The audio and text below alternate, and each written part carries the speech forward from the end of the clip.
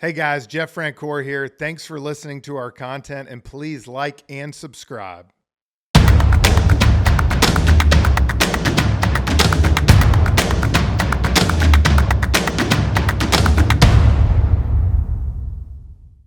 Before we get to the podcast, if you have middle school or high school kids that play sports and you don't want to fundraise like me, we got you covered. My buddy Chris Carneal owns Booster. Chris?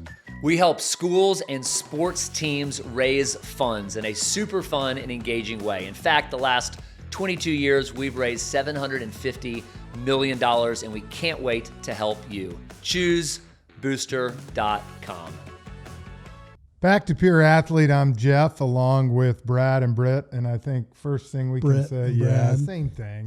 It's not the same thing. We get used to it with these two bozos, but we're not the same person. The more important thing is we want to wish everybody a happy Thanksgiving. Oh, yeah. Yeah. What's your favorite Thanksgiving food, Jeff? Dressing. Yeah, was there specific? Cornbread dressing? Yes, with a little bit of gravy, and I can just eat it like soup all day. And then I deep fry turkey. Do you really? I do. I haven't blown my hand up or anything yet, but I do love the taste of a deep fried turkey. Do you have turkey any other time of the year? No, and I get it. You know, people always say we might have one at Christmas every once in a while. I've done one, but I've heard the old argument like, well, if it was so good, why do you not have it all the time? Oh, I could eat Thanksgiving dinner for like every week. That's how I really. I could eat it every week. I love turkey and mashed potatoes and my favorite thing is to eat about 2, have a big one, and then you have all the leftovers like 7. Have sandwiches. You got the egg bowl on at 7:30 after a nap, just for the state of Mississippi, as I like to say. Oh yeah, turkey sandwiches and watch the Lions. Yeah, but it's a great week. You know, you're with your family, with loved ones, and you know, we hope everybody has a great Thanksgiving. So with that, what do you got for us this week? Man, we've got a good topic to talk about this week, guys, and we've touched on it with a whole bunch of our guests. But we want to talk and delve into the whole idea of coaching and coaching ourselves, other coaches, and how you evaluate coaches for your kids, how you interact with coaches for your kids. And we're kind of titling this episode Coaching, the Good, the Bad, and the Ugly, because we've all seen examples of all of that. And we're going to talk about some of those examples today. So, you know, coaching obviously is a huge part of all our kids' success. And we talk about the 5 pillars all the time, and coaches play a huge role in helping develop those 5 pillars into our kids. So with that, got a number of topics, and I'm going to start with one of them and just kind of throw it out there. Should parents coach? Let's talk about that, because a lot of parents do coach and a lot of parents don't want to. Let's talk about the ins and outs of parents being their kids' coach. Jeff, why don't you start since you're going through it right now? I think back to when Sweeney was on here, and he said, we asked him about coaching, and he said, know what you're talking about. Yeah. I think that's the biggest thing. Like, should I coach lacrosse? No, I don't know. I've never played it. I could be on the sidelines and help wrangle the team as they come over, but to actually teach the kids what it's good. I mean, that's why I've said, like, for me, I can coach baseball and I can coach football. Like, I feel those are 2 things that I know what I'm talking about. Yep. I've been a student of the game a long time. Obviously, with baseball, I played at the highest level, but I know those 2 sports. So I got no problem coaching those. But, you know, I played basketball, but I honestly don't know a whole lot. So like basketball, soccer, lacrosse, like it's probably not right for me to coach. Yeah. You know, even though I love being around the kids and do it. So I think that's the number one thing. Do you have credibility to coach? Yeah. Yeah. Well, let me ask you this. Did you always assume that you're going to coach your kids in baseball? Yeah, absolutely. You did. You didn't like go and discover the coach wasn't any good and said, no, I need to come in and coach. You just really always wanted to be a coach. I went one game and realized I'm coaching my kids. All right, but you didn't go into it with the intention of you didn't go into it with the intention of being a coach. No, not. Yeah, I knew at some point I'd get involved, but I didn't know to what extent. And I remember the first couple games watching my daughter, and I'm like, I'm going out. I think that's the common story that I hear from everybody. You know, there's some dads and moms who say, hey, I want to coach their kid. But for the most part, it's like they go that first year, they go and they see, oh my gosh, this is really bad.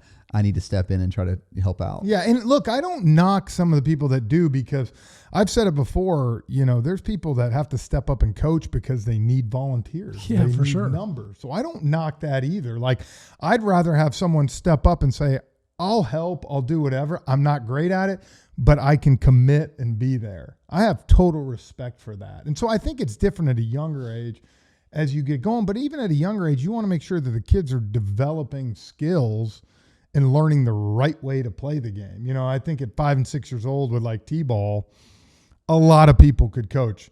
The big thing for me, though, is, you want to teach the kids the right way to run the bases, the right way to swing the bat and stuff. And, there are some people that don't know. Well, let's talk about It is what it is. Well, look, I'm sure pro athletes have a different viewpoint, and college athletes have a different viewpoint than most of the rest of us, because you have played at the highest level. You know exactly the right way to do things. But it'd be no different. Like, I'm not a good athletic director. I've never done it, what you've done. That's not my skill set, so I couldn't tell you. I was obviously going to Clemson to play football. I live and breathe. Y'all know that. Saturday, Sundays watching. Same with baseball. So I feel like I'm qualified to do those two. But I'm admitting I'm not qualified to coach lacrosse. Like I said, this year in Braden's League, I told the guy, if you need me to be over there to help keep track of the kids, I can help you out. Yeah. Let's just talk about what we've done. Have you coached? Oh yeah. And what all have you coached? Basketball, baseball, flag football. Yes, he flag. He Well, yeah. I didn't. Yeah. I did not. No, actually, not tackle football too. Take that back. Yeah. Oh, well, that's there's the issue with America right now. So at what age, Brad? Because some of those sports, some or maybe all of those sports you weren't that proficient at. This is taking a bad turn. Yeah. I stopped coaching at middle school. Okay. Yeah. Once you get to middle school, that's like, they need to be people that really know what they're talking. I'm pretty. I know those sports pretty well. Yeah, sure. But I also baseball not as much. Yeah. I was a helper in baseball. Yeah. I could tell them how the right way to run around the bases. Jeff. No, but I could do that. but But when it came to technical stuff, like how to swing a bat the right way, how to feel the ball. I could teach it, but I felt like they needed to hear from someone who really is a good teacher. Yeah. Basketball and football, I could teach that. Yeah. And also for my kid at that age, I wanted my kid to have a coach that wasn't me. I didn't want to be being his coach. He needed somebody different. And I wasn't his coach every one of those years, and I wasn't the head coach. No, and I think that's good to do Yeah. it. I think back to my dad. He rotated with me, my sister, and my brother a lot. So I had my dad probably every 2-3 seasons as my coach. And then, he would be like the third guy. He'd come out there on the field if he was. But, he might have been at my sister's game that day or brother's game. And I think that's a healthy thing, too. You don't want your kid coaching you coaching your kid every single year. I was not. Yeah, I was only a head coach for 3 years for basketball. The rest of the time, I was an assistant coach and a helper. Yeah, and I liked being in that. I liked both. I liked being the head coach because I do know more about basketball, and it was a lot of fun.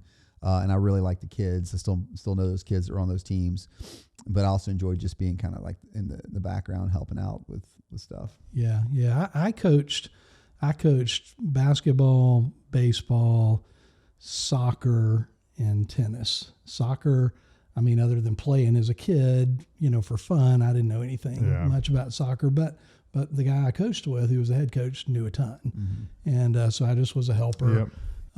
But I coach my kids at young ages, and, I knew enough about those sports, and there's so much information. If you have a competency issue, you can find out all kinds of things when they're young that you can work on with kids. When he gets to a higher level, then you got to have somebody who really is going to do it right, I think. But to your point, you just said,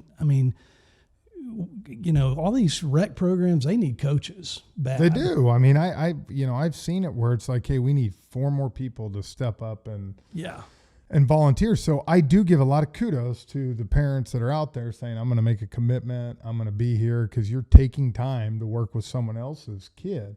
But I agree with you said, as you get towards that middle school level and stuff, you got to know what you're talking about. For sure. And if you don't, then you're doing a disservice. You're doing a disservice to the kid. And we talk about, okay, at a younger age, does winning matter? Yeah. Right? I've said this. I love how like my kids have always played where they keep score, and I want them to. I'm not this, I don't want my kids to know, because there's a winner and there's a loser. That's life, that's sports. But I think at a young age, winning does not trump development. Yeah. And I truly believe that, like, that wholeheartedly. Like, I'm not going to put a kid in a position, that they're not ready for or can't succeed. But at the same time, I'm not going to not give that kid an opportunity because, we need to put this person here so we win this game. That's not helping any kid. No. And so I always said that winning's always important, and you should try to win every time you step out on the field. But at a young age, it is not more important than development. Yeah, I always, when I coached at the beginning of the season, I'd bring all the parents together and I'd say, and the kids, and I'd say, we got 5 things that we're going to be all about. And I'd go through these 5 things. And the last thing was winning. And I always said, winning's number 5 because it's not the most important thing, but it's on the list. And we're going to try to win every time. We're not going to override these things to try to win. And some of them were having fun and development and all that kind of stuff. But winning's fun. Oh, God, yeah. I mean, for us being believers, it's biblical. When you sit there and God tells you, talk about winning, but he says, whatever you do to the best of your ability. And that, to me, that includes trying to win a ball game if you're out there giving your best. So, agreed. I think kids need to know that there's a winner and loser, but again, not over the development of a kid. Right.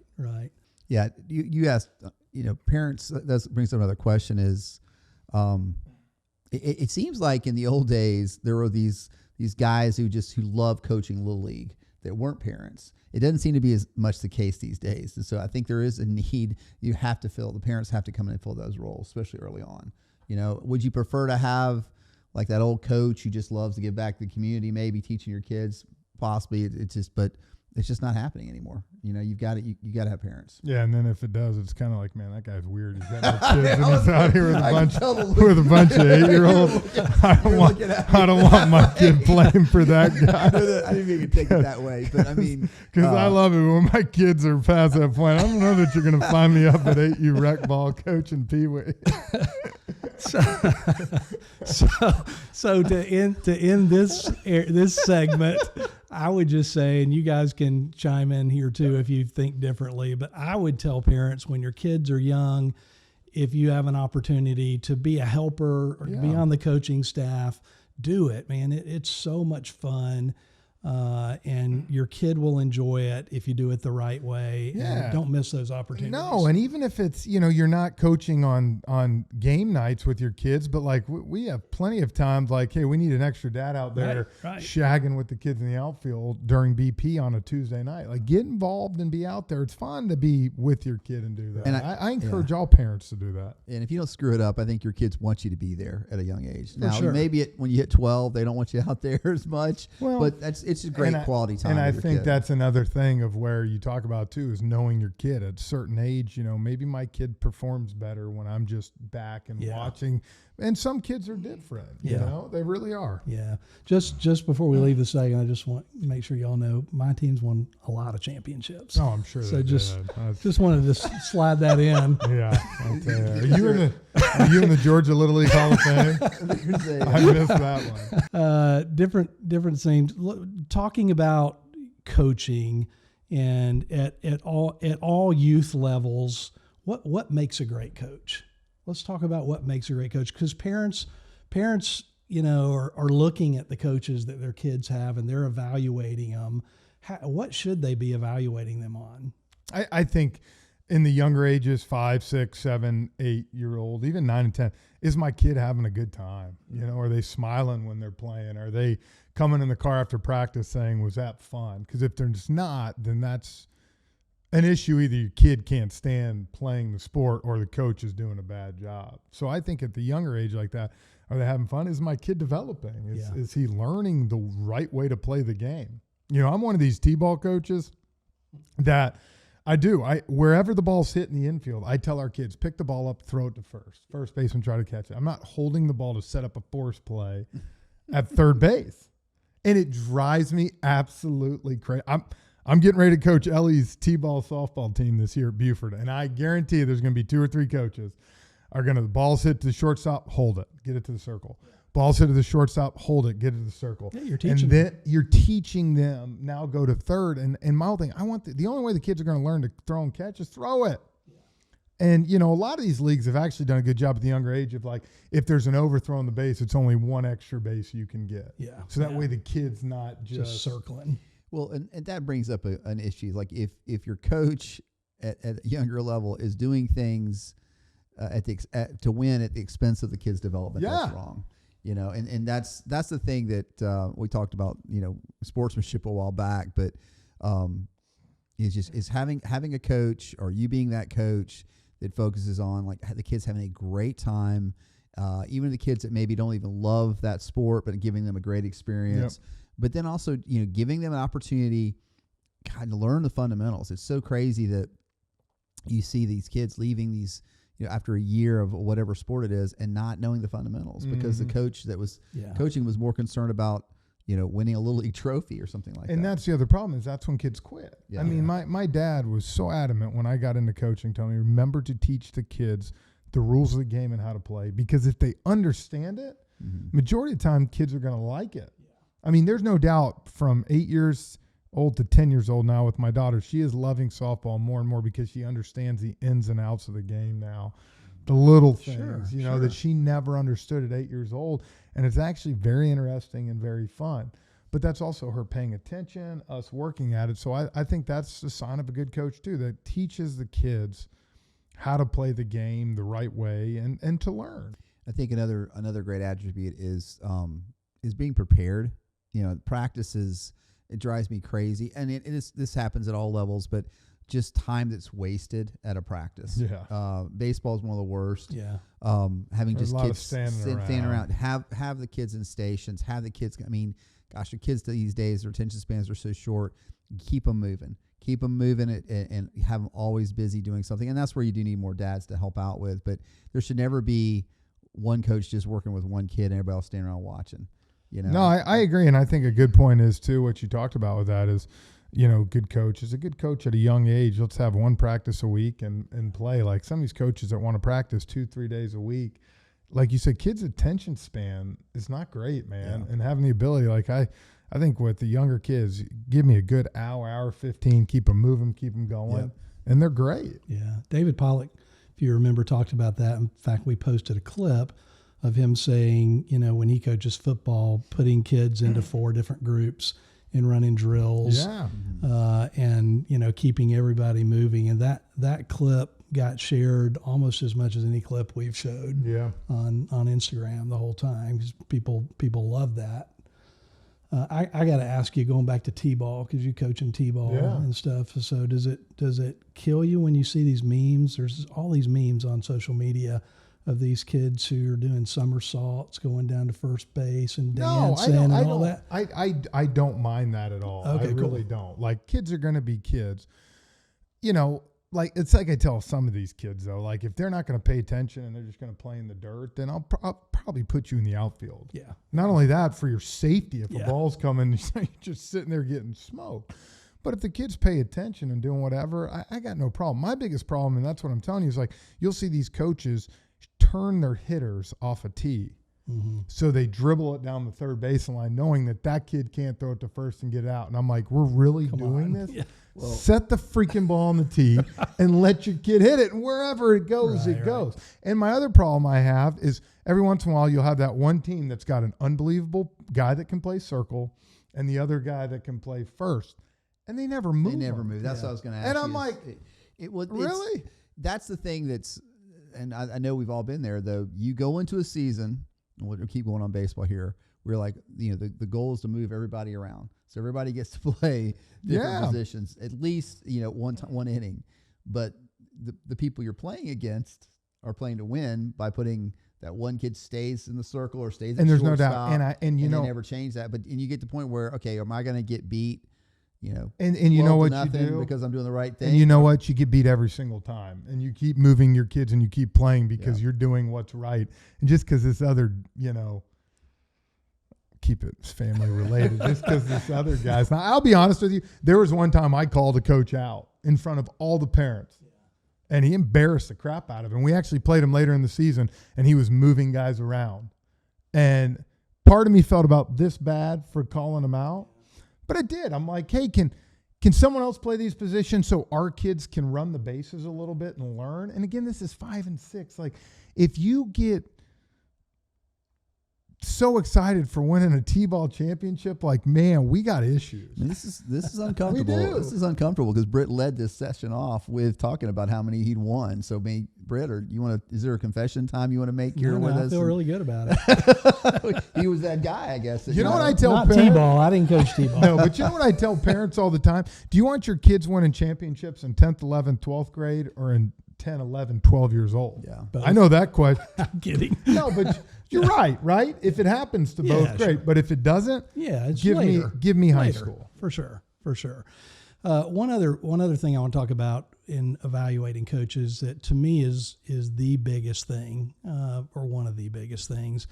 And I like the phrase putting wind in a kid's sails. Yeah. You know, you can either put wind in their face or you can put wind at their back. And to me, you know, a good coach puts wind at a kid's back. He makes them believe they can do things that they otherwise might not believe they can do. And they just play freer and they play better. And there's so many coaches that focus so much on the negative that it makes it hard for a kid to go out there and perform to their ability. Yeah, that's a great point. I've talked about just the blessing of working at a school is that you can take 15 minutes and spend with a kid and God can use it to change the course of their life. And that's the same. A coach is even more powerful, I think, because kids are probably going to listen to a coach more than a teacher. If you're out there and you're looking for those opportunities to encourage a kid, if you're looking for those opportunities to put the wind in a kid's sails who's struggling at something, you never know what impact that can have on those kids. And so the great coaches are the ones looking for those opportunities to give out compliments, to give out encouragement, along with obviously instruction.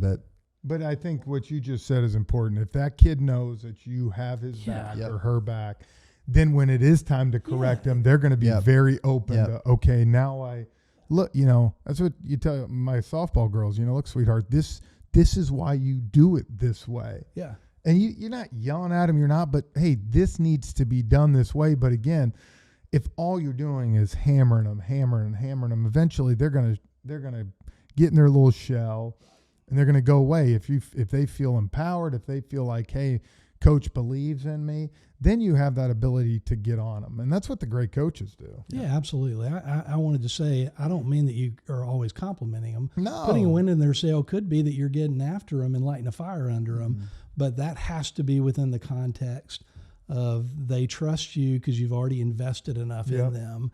And, boy, I saw that in spades. My boys had a number of different tennis coaches, and that's a little different. We'll talk about that in a few minutes, individual sport coaches versus team sport coaches. But, you know, they had some coaches that they just never believed in them. And then they had some coaches, or they had one particular coach that was in their corner and he could get all over them, but they knew he was in their corner. Well, and we talk about transformational coaches versus transitional coaches. A transformational coach can be hard.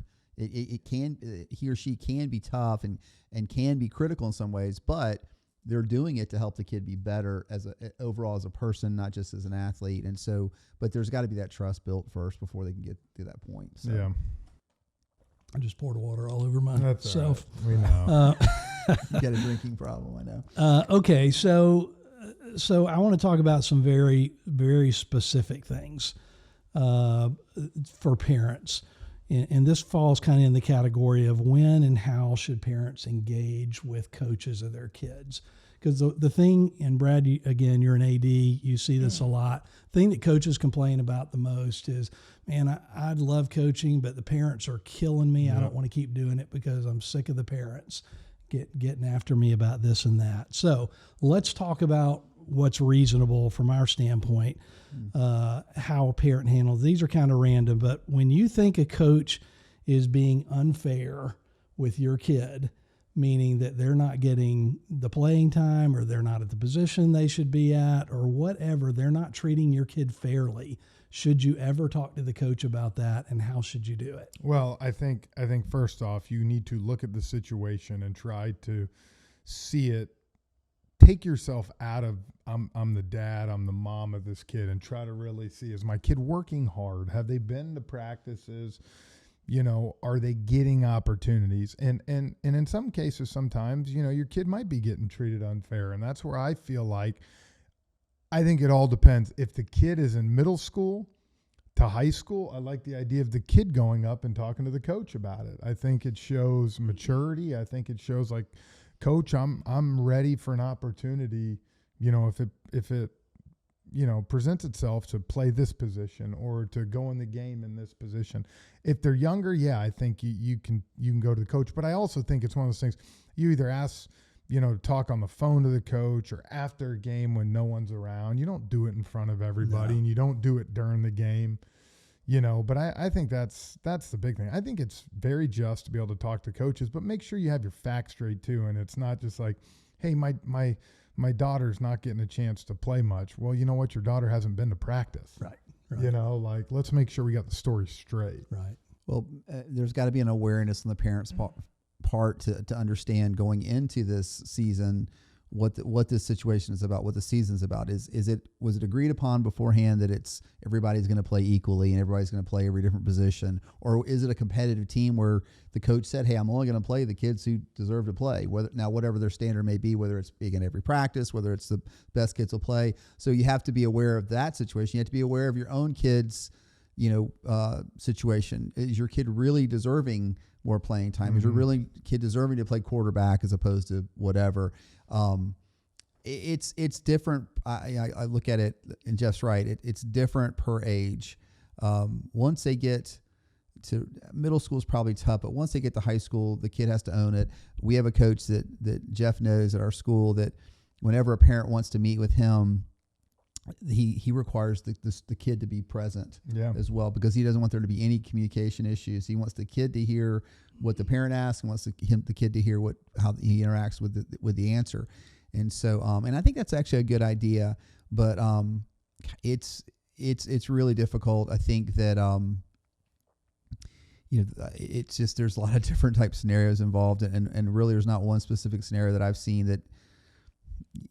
I think it also depends on how you handle it, how you approach the coach.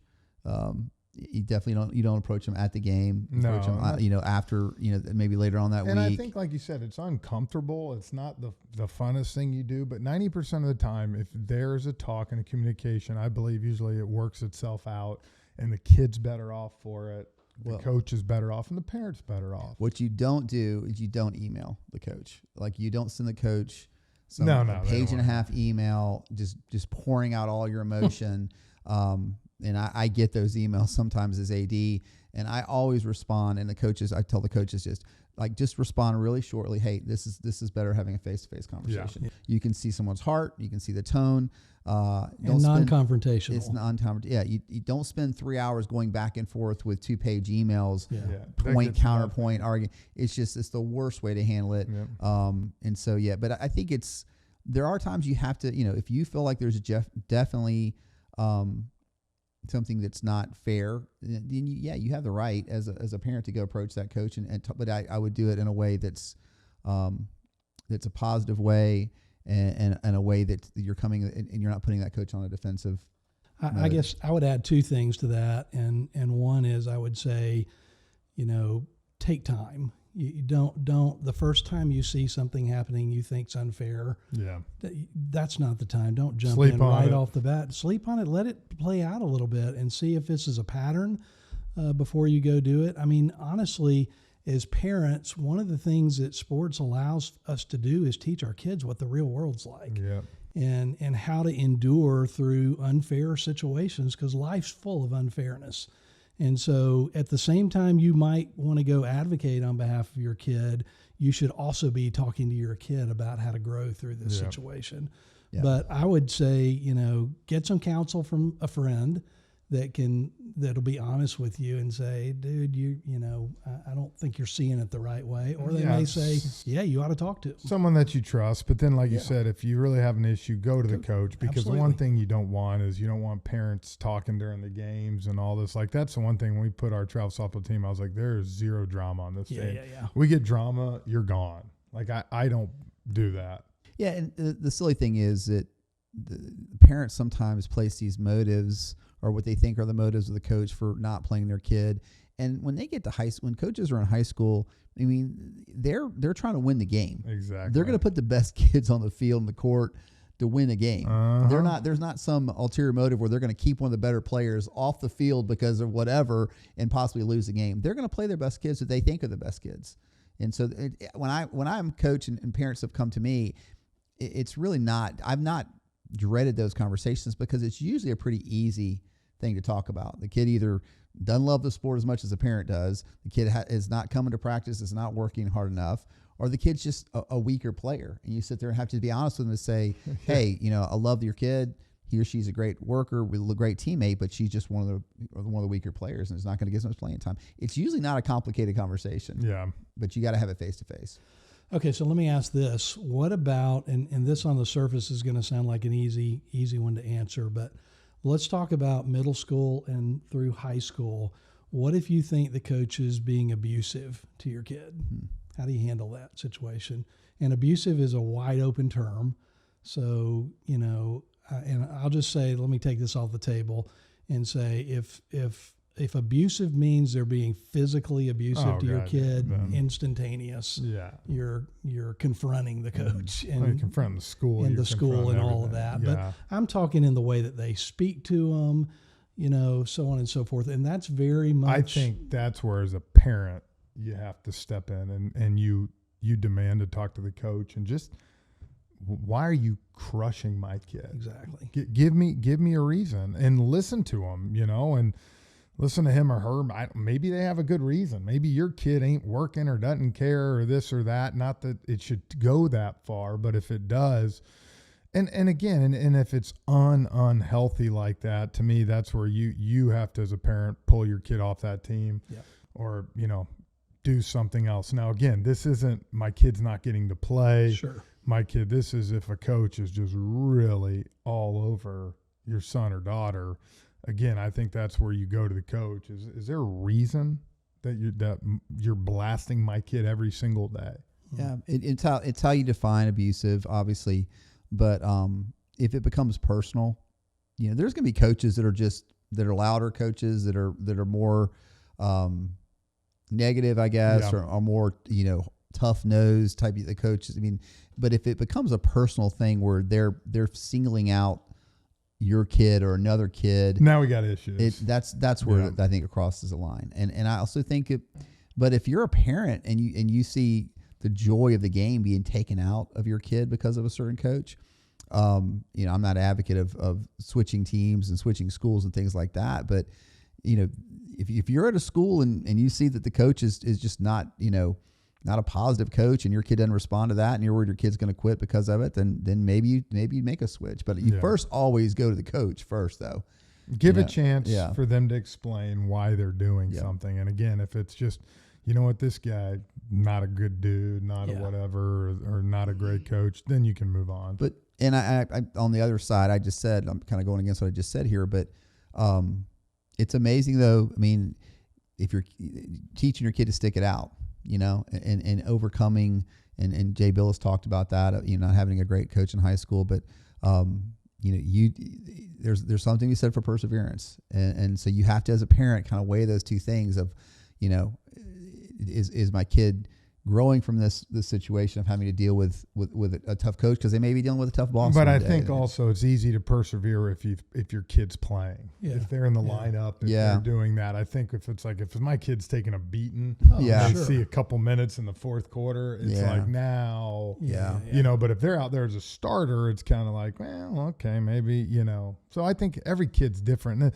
And again, this is where we come back. The parent has to have a pulse on what's going on with their kid. Yeah, that's a great point. And something I've noticed is the kids that know that they're going to keep playing regardless if the coach is yelling at them. Yeah. They're okay. Yeah. The ones that are the struggle is the kids that are kind of on and off that court and not sure, and they're afraid if they're playing tight. Yeah. And they're playing they know stiff. they get put in for a couple minutes, you make a bad pass, you're coming out. They get pulled and they get screamed at. Yeah. They're the ones it affects more.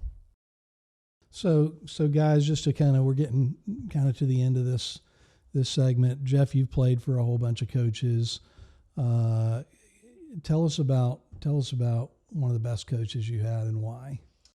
Man, I go back to my high school baseball coach, Hugh Buchanan, who the field's named after at Parkview, who's there for years, and he demanded respect. He was tough as nails. I mean, if you broke a team rule, or it didn't matter if you were me who went in the first round or you were the 22nd person on the team, you were out of game. You had to run at practice. Like, it was the same rules for everybody. But you know what's funny is the moment my career ended, he also became like a second dad to me, helped me through the draft, all this, but he just never would get close to the players or even their families, because as he always told me, there are going to be kids I got to cut, and there's going to be families that I think are great people that I'm going to have to tell them their kid's not good enough to play on our team. And he's like, and that's horrible. It doesn't mean I'm not respectful. It doesn't mean I'm nice, but I just always appreciated the way that he coached everybody the same. And if anything, he pushed the best players even harder. And I always liked that. I thought, too many coaches these days sometimes with let some of these people get away with whatever they want. And he was just not going to do that. That's the way that he was made, and he was going to stick to it. Brad, as you think back and extricating yourself from being an AD, because I don't want any of your coaches to be, why didn't you say something about me?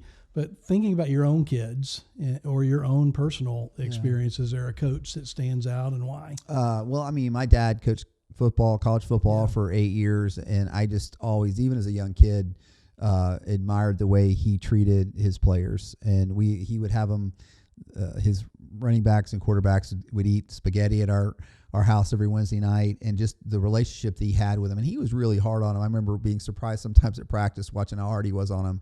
But I mean, to this day, he's, most of his players are still, communicating with him, and he just, he's always been their coach. And so he was just the greatest example I saw growing up, and was a tough one for me to live up to as a coach, but also it was tough when I was playing to find coaches that I thought were as good as my dad. And so he would be the one, just because I think he felt, he loved his kids so much. He loved his players so much, and really, was just a big part of their lives other than just football. Yeah. Same here. We had not same here, it's not my dad, but my boys who played a bunch of different sports, but their tennis coach, we got a tennis coach named Aubrey Jackson at 10 years old. And we had Aubrey until the boys were 17, and he retired, but we're still in touch with him. And he just invested in them as people. I mean, he did all the coaching things really well, but he cared about them as people and the rest of their life, and so on and so forth. And that enabled him. I can remember one of my boys at 10 years old lost in a tournament and was crying. And Aubrey's like, "Son, we ain't crying over a tennis match. If I'm going to coach you, you're not going to cry." Yeah. And so he was tough at times, but they believed in him because he believed in them. Yeah. And that covers everything. Yeah. So I agree. And I think, to finish up here, if to the parents out there, get involved, coach, like we said, help out, whatever it is. If you know something about the sport, absolutely get involved and do it. And then, like you said, when you get to the higher levels, I think have the respect as a parent to go to the coach first, let them explain themselves. And then if there's issues after that, you kind of figure out a different way to go about it. But I agree. Before you start talking in the stands and talking to other parents, go directly to the coach and find out why this is happening. Because I think, it'll be good. So, well, that was awesome. Well, I think, it was awesome, and maybe we can wrap up since, again, it's Thanksgiving, just saying thanks to all the coaches that are out there, all the ones that coached us and our kids, and all of you who are coaching so many kids. we're super thankful for Yeah, all the coaches. thanks for pouring in. Y'all have a great Thanksgiving. Enjoy turkey and football. And then looking forward to seeing you back the next week. We got our first NASCAR stud coming in, so I'm excited about that. We've had almost every sport. We have not had that yet. So happy Thanksgiving. Happy Thanksgiving. Happy Thanksgiving. Hey guys, Jeff Francoeur here. Thanks for checking out Pure Athlete, and subscribe to our channel on Apple, Spotify, or wherever you go to listen to our podcast.